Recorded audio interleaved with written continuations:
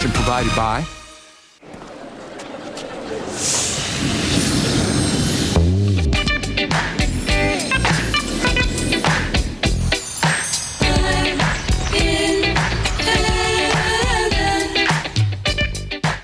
This is our premium platinum coverage map, and this is Consumer Cellular's map. I don't see the difference, do you? Well, that one's purple. Get the exact same coverage as the nation's leading carriers, starting at $20. Consumer Cellular. This is the Bible of show business.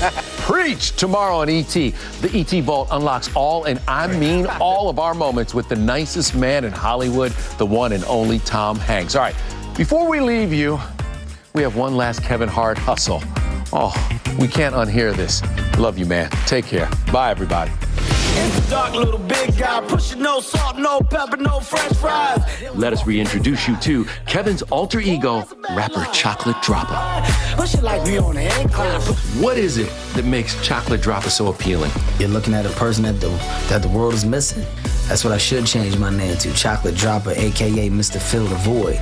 Drake, Future, Jay-Z, 2 Chainz, I'm about to smack all y'all on the behind. It brings back like old, those old rock. Happening now. After 5 years, San Marcos fire investigators made an arrest after a fatal apartment fire. Why the investigation took so long and why friends of the victims still have questions. We've had some spotty showers and a few downpours push across portions of south central Texas today. We'll get you a live look at the radar, plus a look at the upcoming heat that returns to the forecast in a few. And that summer heat is here, which means it's tick season. What you need to do to prevent bites in order to avoid those tick-borne illnesses. The News at 5 starts right now.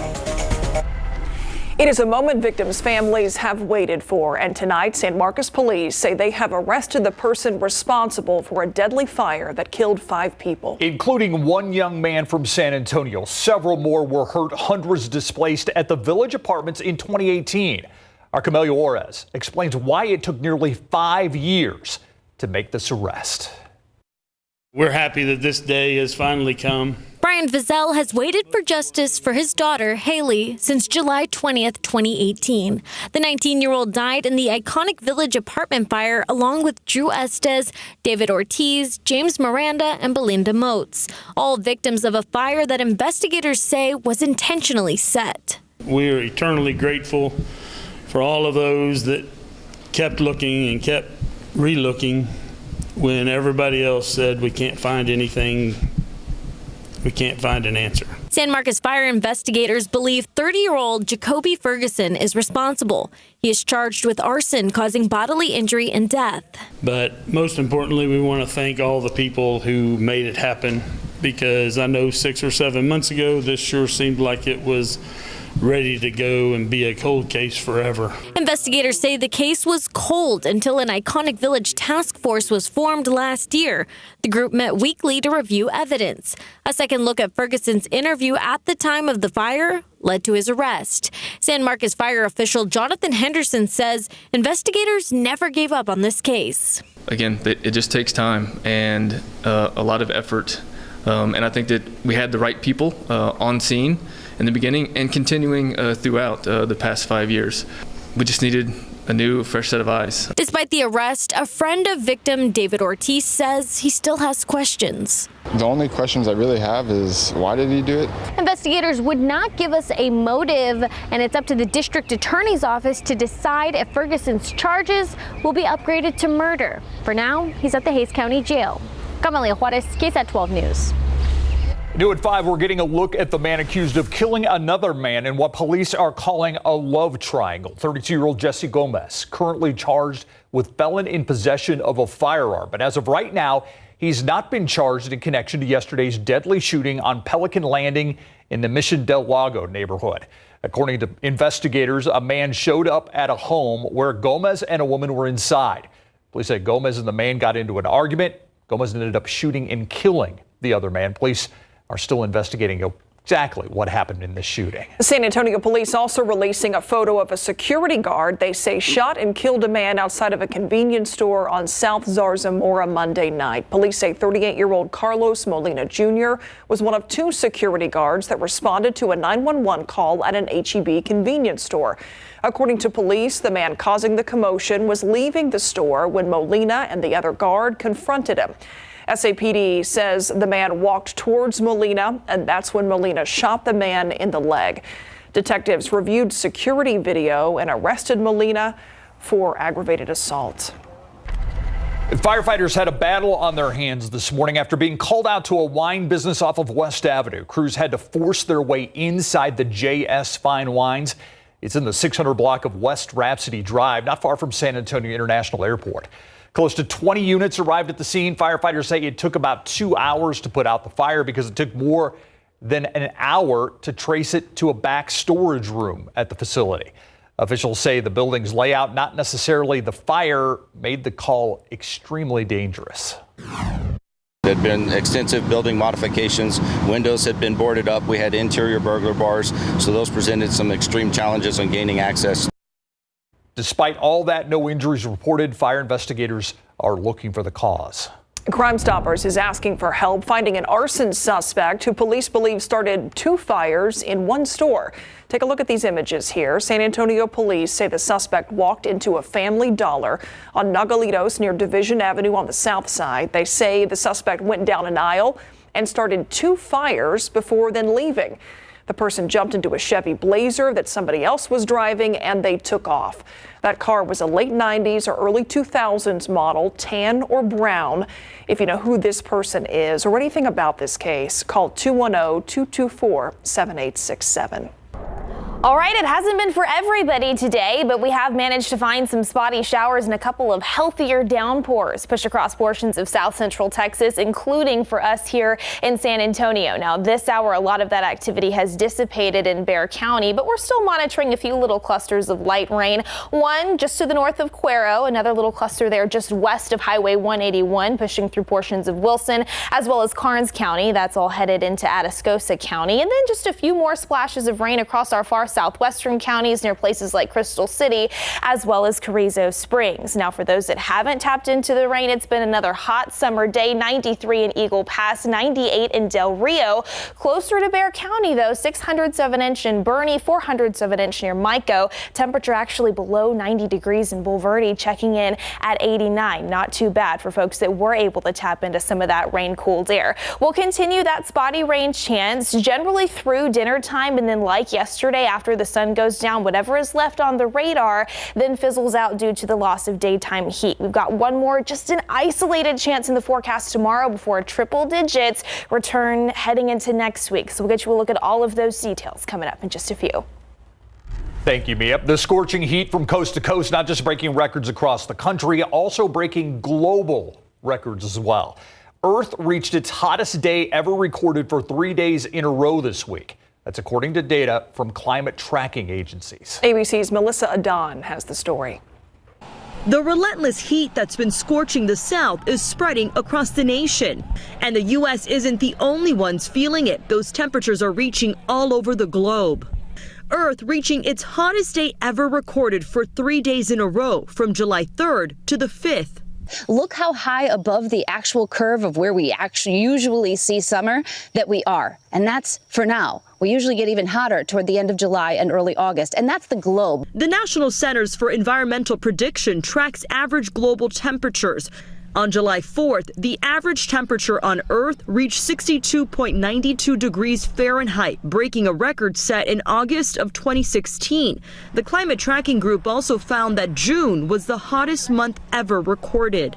Scientists say trends are showing how every year it's been getting hotter, and even higher temperatures are expected in July and August as El Nino strengthens. Frustrating, it's a little scary to hear it. And that added heat the air can carry more moisture. So when you get large storms, they can be more extreme. This week, record high temperatures were recorded from coast to coast. Sarasota, Florida at 99 degrees and Seattle, Washington at 91 degrees. The hot weather now bringing heat alerts to the Northeast. ABC's Ginger Z suiting up in a mosquito net, showing us a ghost forest. She explains. It's one of the most striking ways to indicate climate change because the sea is rising so quickly here in the mid-Atlantic that we are seeing these ghost forests where the salt water intrudes on the forest, takes out the trees. In the West, an excessive heat warning is in place in Arizona where highs could be in the 110s. The CDC warning people to limit their time outdoors as heat is the #1 weather-related killer in the world. Melissa Adon, ABC News, Los Angeles. Around Texas, a medical examiner has determined that extreme heat caused the deaths of an elderly couple near Corpus Christi. Police in Beeville initially began investigating their deaths as homicides. They say during a welfare check, they found an 80-year-old man and his 67-year-old wife dead in their living room. Both bodies were in a state of decomposition. Police say the temperature inside that home was around 115 to 120 degrees. That home did have air conditioning, but it was not working at the time. We need to make a correction to a story we reported earlier about a man shot by a security guard in an H-E-B convenience store. The suspect was not killed, shot in the leg, though. He was taken to a hospital in critical condition, but an update on that condition has not been released. We do apologize for that error. Now to a recall alert this evening. More than 1 million old home theater systems are considered fire dangers, and some portable chargers are recalled after a fire on a plane. At 12 on your side's Marilyn Moritz has more, beginning with an urgent warning about magnets, especially if you have young children in your home. Magnet danger. The Consumer Product Safety Commission warns get rid of these magnetic balls because they can be deadly to children who may swallow them. These are Carolina Milano 5mm balls cubes. They're high-powered magnets. So here's the problem. If a child swallows super strong magnets, they can attract in the digestive system and perforate the intestines. They can also cause blood poisoning. The company is refusing a recall. This portable charger started a fire on a commercial flight. Now VRURC is recalling 190,000 of them. Model number ODB7 was sold in several colors on Amazon for the past 2 years. Check your subwoofer. Bose is recalling 1 million bass speakers sold with these home entertainment systems between 1994 and 2007. Acoustamos, Lifestyle, and Companion. They may catch fire. Contact Bose. And is this your child's bike? Womb Bikes out of Austin is recalling 84,000 original kids' bikes. Toddler size and up because the handlebars can come off while riding. Kids have been hurt. Contact Womb for a repair. Marilyn Moritz, KSAT 12 News. Check out traffic right now. We're going to go to I-10 and Hackberry, and you can see traffic actually moving very smoothly in one direction. I think it's the eastbound lanes that are moving smoothly. The westbound lanes, bit of a backup at this hour. Well, now to a story that is creating a buzz across the country. A member of Spurs security hitting pop star Britney Spears when she grabbed the Spurs' top draft pick, trying to get his attention. Victor Wembanyama, while Victor was walking to a dinner at a Las Vegas hotel. According to a report by TMZ, Spears wanted to take a photo with Wembanyama and grabbed him. Yeah, that's when a member of Spurs security struck her. At practice today in Las Vegas, Wembanyama said he had no idea who the person was when it happened. Listen. When I came back to the hotel, I had forgotten about this event, but I didn't forget about this, but I thought it was no big deal. And the security of this Spurs told me it was Britney Spears. So I was like, no, you're joking, but yeah, it turns out it was Britney Spears. I know, but I didn't know because I didn't see her. I never saw her face. I just kept walking straight and. Now, KSAT did confirm with Las Vegas police that officers were called to the hotel to investigate a case of battery. Wembanyama said he was told by team security not to stop walking through the hotel because they didn't want to attract a big crowd of people. We'll have more on Wemby getting to play his first game for the Spurs in Las Vegas. Probably more important than the whole Britney Spears thing. We're going to check in with Larry Ramirez coming up in sports. Well, are you spending more time outside this summer? Like mosquitoes, ticks are also more active in warmer months. Coming up, tips on how you can reduce the risk of getting a tick bite and what to do if you find one on you. With the arrival of warmer weather, tick bites will become more common. ABC News' Justin Finch reports there are some precautions you can take to prevent tick-borne illnesses. Lyme disease affects roughly 30,000 people each year, according to the CDC. But there are things you can do to keep you and your family healthy. First, modify your yard, including regular lawn mowing, placing mulch in play areas, and clearing away brush. Virginia Tech researchers found that ticks and Lyme disease are most common in areas such as meadows, grass, and the edges of forests. Second, wear long sleeves and long pants and consider using tick repellents when going outside. And third, perform full body checks for any ticks, especially at the end of the day, and be sure to shower after coming indoors. If you do find a tick attached to you, it should be removed immediately and carefully with tweezers, and be sure to wash the wound with rubbing alcohol or soap and water. A Connecticut research facility that examines removed ticks say they normally find Lyme disease in around 40% of ticks they inspect. Be sure to reach out to your healthcare provider if you notice any symptoms such as a rash or flu-like symptoms, as it is important to get treated as soon as possible. With this Medical Minute, I'm Justin Finch, ABC News. All right, look outside with live cam out there today. I've been reminding myself today's the cooler day, right? Well, so soak it in. My reaction as I look at this picture is that thermometer in the corner right?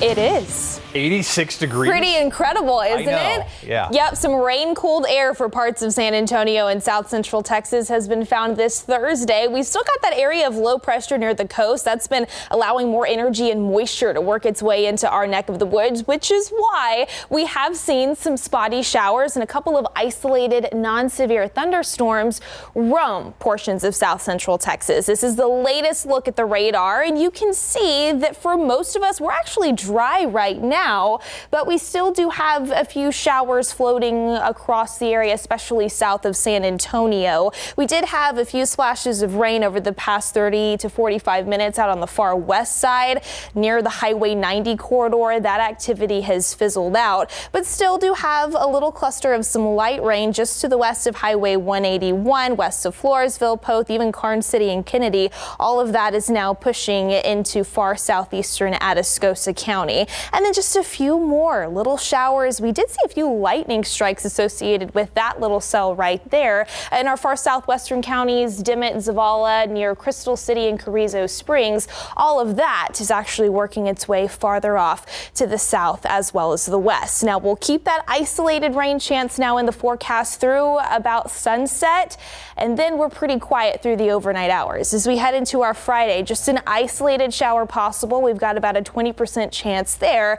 And then as we head into this weekend, high pressure is going to take back over, which unfortunately knocks the rain chances out of the forecast. And it also allows those temperatures to crank back up. The heat is going to build into next week with more triple digits returning. So here's the latest look at our futurecast again this evening by about 6 to 7 p.m. A few more spotty showers possible before the sun goes down. Then with the loss of daytime heat, we quiet things down. And that is the case for most of us through the overnight. But by tomorrow morning, by about 6 to 7 o'clock in the morning, waking up, about to hit the roads, it is possible we find a few stray light showers out there. Again, I've got it about a 20% chance throughout the day. Once again into the afternoon, certainly is possible we find a few more splashes of rain out there. I think coverage, though, is going to be a bit lower than what we've seen out there this Thursday.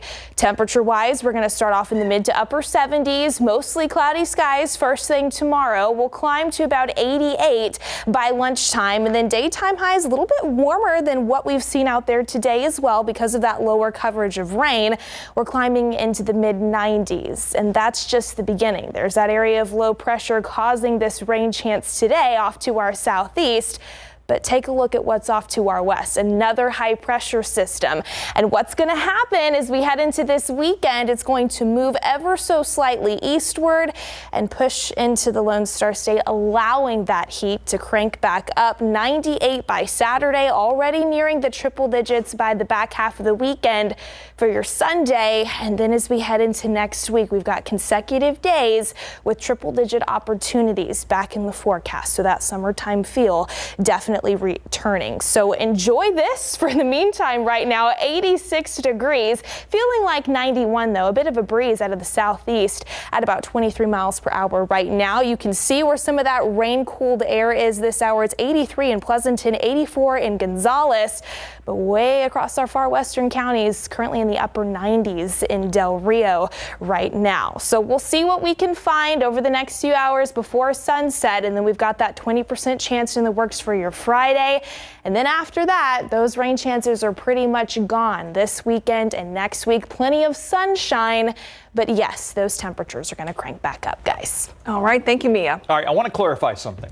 When I said earlier that I didn't think this was an important thing, the Britney Wembanyama thing, Victor didn't have anything to do with it. The Britney security guard thing, that's going to play out. That may be important. But for Wembanyama, he's got to worry about playing basketball. He had nothing to do with the whole thing with Britney. He was just going into the restaurant. Yeah, it was his security guy, He or even the said team security guy, actually. He even said the dinner was good. Yeah. So they got that going for. Yeah. And plus, you know, the other young guy's been getting all the attention. Playing well. And now all the attention focuses to Wembanyama since they're in Vegas now. So we'll look back and see how those young guys did wrap up California dreaming. And now, like we said, it's all about Wemby. Live from Las Vegas, Larry Ramirez is going to join us this second. The Spurs wrapped up the first leg of their Summer League tour last night in California with their second impressive win on the West Coast. They did it by having Malachi Branham back in the lineup. He played 4 solid quarters against the Lakers, going 12 of 24 from the field. He had 3 3-pointers for a game-high 32. He also had 5 rebounds and a steal. It may be the Summer League, but it has this young squad feeling pretty good going into Las Vegas after beating LA 109-99. It felt good. It felt good. You know, like I said the first game, I really wanted to be out there, but I was cheering on my teammates, so it really felt good to be out here today. How'd it feel to have Malachi back out there with you? As y'all can see, it felt really great. Me and him could come off the ball. As you see, when he get the ball, he attacked, he scored. He had 30, so it was good playing with him, and then when we get Victor, it's going to be even better. I feel like we can win the Summer League with the team we got. Everybody contributed to this win, and we're 2-0, so yeah. All right, so everybody's feeling pretty good. Now the Cali is over. It's time for the Summer League to move to Sin City. For more on that, Larry Ramirez joins us live. Larry. Yeah, hey, David. So, you know, after the game last night, the Spurs flew straight from Sacramento to Las Vegas. Then late this morning, they held a practice right here at this high school behind me, and Wemby was here. And how about this? So the Spurs went 2-0 during their time at the California Classic, and they played some good ball all at the same time. Now, when we get to the Spurs, sorry folks, I'm just having a hard time with my scripts here. After the game last night, Blake Wesley and Malachi Branham said they were excited to get to Las Vegas and have Victor Wembanyama join the team once again after he stayed back in San Antonio to get ready for his NBA Summer League debut tomorrow night against the Hornets. Day one of the event here is sold out, so there will be a lot of eyes on Wemby for his pro debut. Today, Wemby was asked about his fellow countryman, Sidi Sissoko, playing in his Summer League debut in California. I think he had a bigger role than what's observable. Like he works in the shadows a little bit. He's making some good assists, making some good defensive stops, and yeah, his attitude was just overall good. And I think he's still playing just a little bit shy on offense, but what's more normal? He's a rookie just like I am, and we're gonna experience stuff in the next couple of games. Coach Nielsen said his guys are ready for the bright lights of Vegas. David, back to you. All right, Larry, thank you very much. Always love these Wemby interviews because he's just so mature at 19. Yeah. Love to hear him Very talk. insightful in what he had to say. All right. Thanks, David. And we have also Britney Spears' full response. It was very lengthy on Twitter. It's on our website right now. You can check it out there. We'll be right back. That's our time. Thanks for watching the news at 5. World News up next. See you back here at 6.